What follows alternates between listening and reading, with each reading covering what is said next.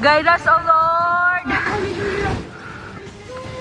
Nabalot ng takot at pangamba ang ilang taga-Negros provinces dahil sa biglaang pagputok ng Bulkang Kanlaon kaninang hapon. Nagbuga ng makapal at maitim na usok ang bulkan. Ang iba pang detalye kaugnay niyan ihatid namin maya-maya lamang. Nasukol sa isang resort sa Laguna ang umano'y bugaw na ilang linggong minanmanan ng NBI dahil sa umano'y sex trafficking. Nasagip din ang 10 babaeng inilako umano sa social media bago dalhin sa mga kliyente sa resort. 4 sa kanila mga menor de edad lang. Nakatutok si John Consulta, exclusive.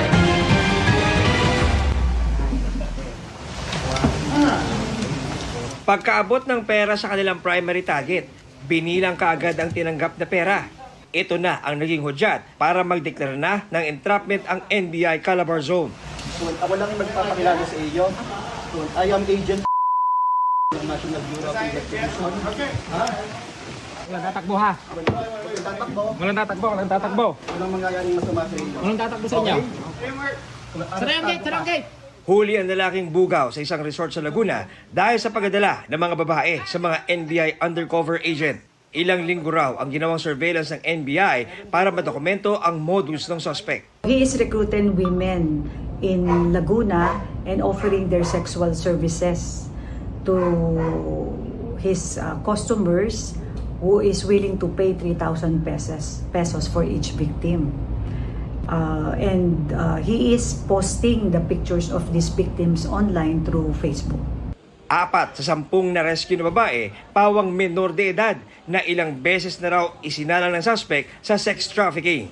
Wala pang pahayag ang suspect na nakapiit sa NBI Calabar Zone at naharap sa mga kasong walang piyansa. We brought him for inquest for violation of RA 9208 as amended in relation to RA 10175 and also for violation of RA 7610. Hindi biro ang mga kaso ngayon ng online sexual exploitation of children. Ayon sa International Justice Mission, isang grupong katulong ng mga otoridad sa pagsugpo nito. As of September 2024, mahigit 1,300 ang nasagip na biktima sa Pilipinas. Mahigit 400 ang suspect ang naaresto at mahigit 200 salarin ang nakatulan. Ayon naman sa US-based na National Center for Missing and Exploited Children, may naitala sa Pilipinas na mahigit 1.7 million na ulat ukol sa online child sexual exploitation noong 2024. Para sa GMA Integrated News, John Consulta, nakatutok 24 oras. Ngayong nag-anunsyo na si Vice President Sara Duterte ng kanyang presidential candidacy, binanggit ng ilang mambabatas na sa tingin nila pinakamalakas na pantapat sa bise, si Naga City Mayor Leni Robredo. Nagkataong magkikita naman sina Robredo at Pangulong Bongbong Marcos sa Naga City. Kaya tinanong ang palasyo kung may nabubuong alyansa sa dating magkalaban sa politika. Nakatutok si Ian Cruz. Ako si Sara Duterte. Tatakbo bilang Pangulo ng Pilipinas.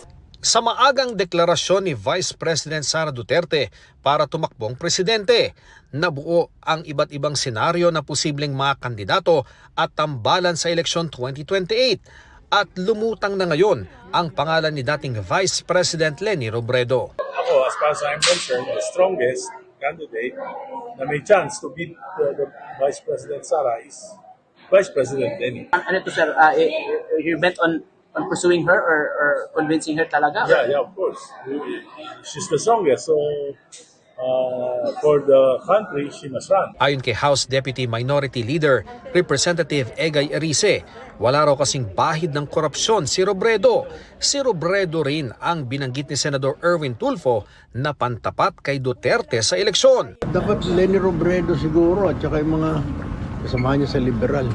Ngayong araw din, sinabi ng Malacanang na tiyempong magkikita sa Sabado sina Pangulong Marcos at Robredo na ngayon mayor ng Naga City, kaugnay ng Oplan kontra Baha roon. Nag-post din si Robredo na ininspeksyonan niya ang pupuntahang lugar ng Pangulo para bisitahin ang flood control efforts ng gobyerno. Tanong kay Palace Press Officer Claire Castro, may pag-uusapan pa bang iba ang Pangulo at si Robredo? Yan ang abangan nyo. Yun lang po ang ating, yun lang po ang binigay na impormasyon. Dahil nga po ang pinasisimulan nga po ng Pangulo itong Oplan kontra Baha at isa sa mga lugar na kanyang pinatutukan ay ang Naga City. So, yun lamang po. Kung ano pang pag-uusapan nila, abangan na lang po natin. Napuna rin na nakasuot si Castro kanina ng pink, ang kulay ng kampanya ni Robredo noon. Nice. That signals na nililigawan talaga ng administrasyon si dating Vice President Leni Robredo. Ikaw naman, nagsuot lang ako ng pink pero naagad mali siya. Wala po. Matatandaang noong Oktubre 2024, nagkaharap na rin sina Marcos at Robredo sa inaugurasyon ng Sorsogon Sports Arena. Tinawag pa ito ni Pangulong Marcos na political reconciliation matapos maging magkatunggali noong eleksyon 2022. Sa mga nag-iisip kung may nabubuo bang alyansa, sabi ni Castro, Wala po kasi talaga na pag-uusapan tungkol sa pangangampanya o kung sino man ang magiging kandidato sa 2028. Hindi pa po kasi panahon ngayon, napakaaga po pa kasi. Sinisika pa ng GMA Integrated News na makuha ang reaksyon ni Robredo sa mga usaping ito. Para sa GMA Integrated News, Ian Cruz, nakatutok 24 oras. Tinanong din ng palasyo sa reaksyon ni Pangulong Bongbong Marcos sa lumulutang na posibleng tambalan ni na Vice President Sara Duterte at kapatid niyang Senadora Amy Marcos sa eleksyon 2028. So ngayon po, wala pong maaaring tugon at hindi pa po tumutugon o nagre-react ang Pangulo patungkol po dyan. Kinuyog na sinaksak pa ang isang 15 anyos sa Sampaloc, Maynila. Patakas na siya sa mga nanakit nang bigla namang mabundol ng motorsiklo. Nakatutok si Jomer Apresto. May kitang 15 anyos na biktima habang kinukumpronta ng tatlong lalaki na kapwa niya menor de edad. Maya-maya, bigla siyang tinadyakan at ilang beses sinuntok ng lalaking nakasandong puti at tumulong na rin ang iba. Sa cellphone video, may kitang lalaking nakapulang hoodie na may hawak na patalim na siyang sumaksak sa biktima sa braso nito. Hinabol pa ng mga lalaki ang biktima pero bigla na siyang nabundol ng motorsiklo. Sa isang cellphone video, may kitang nagalit pa ang rider at sinakal ang lalaki. Natumba kasi ang motor niya nang biglang tumawid sa kalsadang lalaki. Isinugod sa ospital ang nabundol ng motor. Ayon sa eksyo ng Barangay 546, natuntun kaagad at nasa kanilang kustodiya na ang menor de edad na nanaksak na anak pala ng isa sa mga tanod nila. Pinuntahan namin ngayon. Nakita namin talaga nandun sa kanto. Naka-alerto naman kami pag may haway. Andiyan na kami kaagad. Ang ibang kasama ng sospek dayo lang daw at hindi na nila mahagilap. Ayon sa nanay ng lalaki na naksak, blanco siya sa kung ano ang ugat ng pananaksak. Pero marami rin ang sabi na parang gumanti lang po ang aking anak dahil po pinagsasampal, marami po nakakita. Hindi ko lang ho alam sir kung kailang nangyari, kung ilang weeks o ilang days. Aminado naman siyang ilang beses nang naipabarangay ang anak dahil sa pakikipag-away. Dati naman ho, hindi ganyan yan. Siyempre, mga barka-barkada, ganyan sir. Talagang lusot ang mga kabataan. Ganun sila kainit. Humingi siya ng paumanhin sa biktima at mga magulang nito. Sinagot naman ng motorcycle rider na nakabundol ang pagpapagamot sa biktima na nakalabas na ng ospital. Para sa GMA Integrated News, Jomer Apresto, nakatutok 24 oras. Bistado ang mga materyales sa paggawa ng peking sigarilyo sa isang bodega sa Tanza, Cavite. Walang naaresto pero iniimbestigahan ang umuupa roong Chino. Nakatutok si June Veneracion. Exclusive. Mahigit isang buwang sinurveillance sa mga intelligence operative ang bodegang ito sa Tanza, Cavite dahil sa impormasyong sangkot ito sa illegal na aktibidad. Kanina umaga, pinasok ito ng mga tauhan ng Bureau of Customs, PNP at AFP. Walang inabutang mga tao pero nakita ang mga materyales at mga kagabitan sa paggawa ng peking sigarilyo. Maghihigpit ho tayo ngayon at nakiusap din ako sa ating Chief of Police sa Bayan ng Tanza at sa ibang ahensya ng gobyerno natin, lalo na yung BPLO, na inspekin lahat to ng warehouse dito po sa aming bayan. At baka meron na naman ganito at may ngari na naman itong problema to sa atin, siyempre kahiyaya po tayo. Sa dami ng mga operasyon kontra peke at smuggled na sigarilyo, ito ang unang pagawaan na nadiskubre sa Cavite. ang home province ni Interior Secretary John Vic Rimulya. Napag-alaman sa investigasyon ng mga otoridad na isang Chinese national ang umuupa sa bodegang ito simula pa noong April 2025. Kasama siya ngayon sa mga iniimbestigahan dahil sa pagkakadiskubre ng iligal na pagawaan ng mga peking sigarilyo dito sa Tanza, Cavite. Para sa GMA Integrated News, June Veneracion, nakatutok, 24 oras. Hindi dadalo si dating Pangulong Rodrigo Duterte sa confirmation of charges hearing ng mga hinaharap niyang kaso sa ICC batay sa nilagdaan niyang sulat sa pre-trial chamber. Pero ang sabi ng ICC, request lang ito na nasa mga hukom kung pagbibigyan. Nakatutok si Marisol Abduraman. Sa isang nilagdaang sulat, isinumite ng kanyang mga abogado sa Pre-Trial Chamber 1. Sinabi ni dating Pangulong Rodrigo Duterte na hindi siya dadalo sa hearing sa confirmation of charges mula February 23 hanggang 27. Kahit daw online, di siya dadalo. Hindi raw niya kinikilala ang jurisdiction ng ICC sa kanya. Isinalarawan niya ang sarili na isang Filipinong sapilit ang pinasok sa eroplano at dinala sa The Hague, Netherlands. Labag daw ito sa saligang batas at sa soberanya ng bansa. Ang Office of the President daw ang kumamada nito at nag-charter pa ng eroplano para sa kanya. Sabi ni Duterte, alam niyang ang pwedeng kahinatnan ng di niya pagdalo o pag-waive ng karapatan niya, pero tiwala raw siya sa kakayahan ng kanyang mga abogado na questionin at hamunin ang mga ebidensya laban sa kanya. Ang paratang daw na pinamunuan niya ang extrajudicial killings noong mayor at presidente siya ay hindi totoo. Inimbento lang daw ito ng mga kalaban sa politiko ng ilang taon. Matanda na raw siya, pagod na at mahina. Sana raw irespeto ng korte ang kapayapaan niya sa loob ng selda niya. Tanggap na raw niya na doon siya mamamatay, pero mananatiling para sa Pilipinas ang puso niya. Ayaw daw niya dumalo sa mga legal proceedings na makakalimutan din niya agad. Ang sabi ng ICC, ang pag-waive ni Duterte sa 4 na araw na confirmation hearing ay isang request sa korte. Depende raw sa ICC judges para sa desisyon na ito sa ngayon. Para naman kay Congresswoman Leila de Lima, ang mga deklarasyong ito ni Duterte ay patunay na maayos ang pag-iisip niya. Propaganda at legal strategy lang ni Duterte ang hindi pagdalo. Pero sa submission ng abogado ni Duterte sa ICC, sinabi nilang dinikta raw ni Duterte ang laman ng pahayag noong Lunes, February 16. Noong Martes, nilagdaan daw niya ito kahit hindi niya naaalala kung ano yung mga dinikta niya. Ang Malacanang naman, iginiit na naayon sa batas ang pagpapadala sa The Hague ni Duterte. Ginampanan lang din daw ng gobyerno ang responsibilidad nito sa mga nagreklamong biktima. Kung taxpayer po ang ginamit ito lang po ay naaayon sa batas dahil gumaganap lang po ang gobyernong ito sa kanyang katungkulan, maliban po sa sinabi nating pag-cooperate with the Interpol, pagpapatupad ng batas na RA 9851, meron din pong residual obligation ang administrasyon na ito upang ipatupad ang dating napagkasunduan na nung tayo pa ay miyembro ng ICC o ng Rome Statute. Sa Lunes, February 23, nakatakdang unang araw ng pagdinig sa confirmation of charges sa dating Pangulo sa ICC sa The Hague, Netherlands. Sinabi ng ICC na batay sa independent medical experts na pinadala kay Duterte, fit ang dating Pangulo na humarap sa hearing. Katunayan, ang inilatag na schedule ng ICC ay bilang konsiderasyon kay Duterte. 3 oras lang ang hearing sa February 23, 24, 26 at 27. At kada 1 oras ng hearing ay may break para raw makapahinga ang dating Pangulo.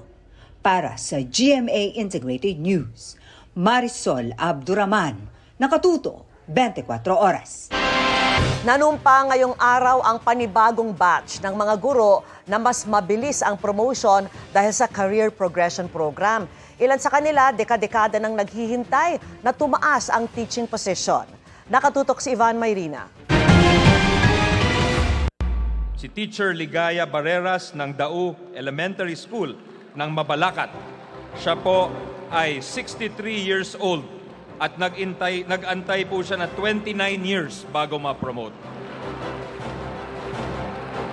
Halos 3 dekadang napako si Teacher Ligaya sa pagiging Teacher 1 at sa sahod na sabay ng tumataas pag may across-the-board salary hike. Pero simula ngayon, malaki na ang itatalo ng kanyang sahod matapos manumpas sa promotion diretso sa Teacher 4. Kasihan nawa ako ng Diyos.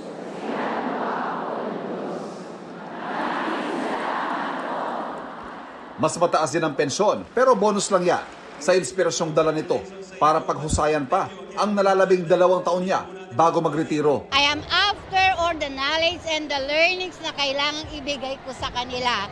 But now, as teacher 4, lahat pa, halos pa, lahat ng makakaya ko until I reach the retirement age of 65 years old, gagawin ko pa ang aking makakaya. Ngayong araw ay 2,000 silang guro ng Pampanga at Bulacan na na-promote. Pero ikatlong batch na sila sa libu-libong tumaas ang teaching level mula nang maisa batas ang Teacher Progression Program noong nakaraang taon. Basta may malinaw na teaching at leadership track at may kaakibat yung pag-angat sa ranggo at benepisyo sa programang ipinagmalaki ni Pangulong Bongbong Marcos. Gumagawa tayo ng mga hakbang upang marami pang guro ang tumaas ang posisyon at kagaya ng aking ipinangako, walang sino man na teacher ang magre-retire na teacher 1. Kahit kasi high-tech na ang mundo at pwedeng matuto sa mga gadget, iba pa rin ang turo ni teacher. Kahit ilang laptop, artificial intelligence o ano pang teknolohiya ang gamitin natin, wala pa rin papalit sa pagmamahal, sa malasakit at sa alaga ng ating mga guro sa inyong mga estudyante. Muli ring siniguro ng Pangulo na prioridad ng edukasyon sa nalalabing mahigit 2 taon ng kanyang termino. Pinakamataas sa 2026 budget ang mahigit 1 trilyong pisong inilaan sa sektor na ito. Para sa GMA Integrated News, Ivan Mayrina, nakatutok, 24 oras. Good evening mga kapuso! Aminadong nag-a-adjust pa pero masaya raw sa pagbabalik Pilipinas si Bianca King at kanyang pamilya matapos ang ilang taong paninirahan sa Australia. Balik acting din si Bianca na mapapanood na ngayong Sabado sa episode ng Magpakailanman. Makichika kay Nelson Canlas. Getting there sa pagiging well-adjusted sina Bianca King at kanyang pamilya matapos mag-relocate sa Pilipinas matapos manirahan sa Bowral, Australia. Malayo raw ang buhay nila roon kumpara dito. Dahil kung tahimik ang lugar nila sa Bowral, dito maingay pero masaya dahil marami silang nakakasama. Nandun lang ako sa mindset na yung letting go and having other people, having my village help me take care of my child when I have to work. But she's here with me today. Bit-bit ko pa din. Ang totoo raw nag-e-enjoy sa kanilang pananatili rito sa bansa, ang 3-year-old daughter niyang si Sadie. Gustong-gusto niya actually na maraming tao nakapaligid sa kanya. Kasi naiiba siya dun sa buhay namin dun na kaming dalawa lang 24/7. Of course, her dad is around, pero when her dad is working, diba? Talagang kami, me and you against the world, kaming dalawa lang. But now, may yaya, may mga tita, may mga friends, ninang, all around. Bukod sa pagbabalik bansa, nagbabalik din sa pag-arte si Bianca. Matapos ang halos 1.5 dekada para sa episode ng Magpakailanman na pinamagatang Unconditional Love. Pinaghandaan ng kapuso actress ang kanyang TV comeback kung saan gaganap siya bilang si Jana, isang single mom na content creator at influencer na pilit na itataguyod ng mag-isa ang anak na may cerebral palsy. Panigurado raw na marami ang mai-inspire sa kwentong ito. After ko nga malaman kung ano yung kwento niya when I watched all her vlogs, I was like, wala akong karapatan magreklamo bilang isang ina. Kung ano man yung pinagdadaanan ko bilang isang ina, nothing compared to the experience of Jana. Nelson Canlas, updated sa Showbiz Happenings.